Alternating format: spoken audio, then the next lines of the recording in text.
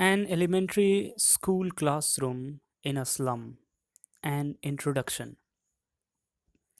This poem is a social commentary on the theme poverty, education, and childhood.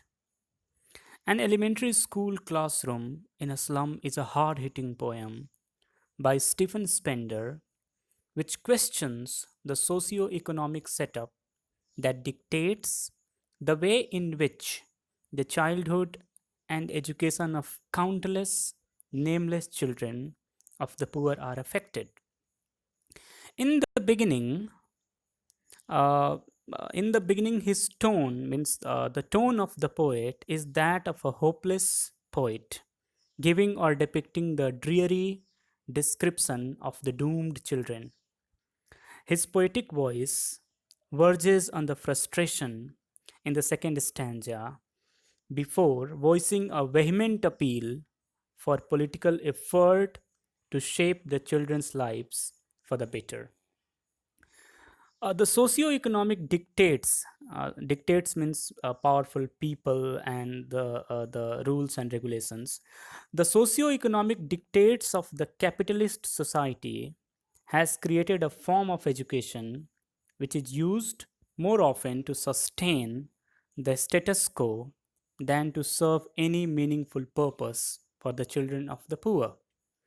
At its best, it is a form of charity, and at its worst, a form of exploitation. The rose tinted pictures of the perfectly idealized world are shown to them who are leading utterly imperfect lives.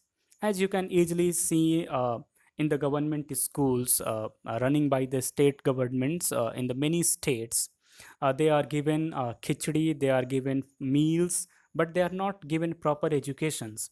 And the kind of education they get in that schools, that is absolutely different the kind of life they lead in. So the poem therefore advocates for the improvement of their living condition and providing them with the type of education that may reflect a reality they live in and equip them to change it for the better. So you can easily say that this poem seeks to demonstrate the distance between the representation of the world taught inside the classroom and the world existing outside. It's a very poignant portrayal of the poor students who are being persecuted by the dictates of the society, and who they have not got any sort of dream and they never know where their life is taking to them, and they are bound to live in that sort of dingy, discentered world.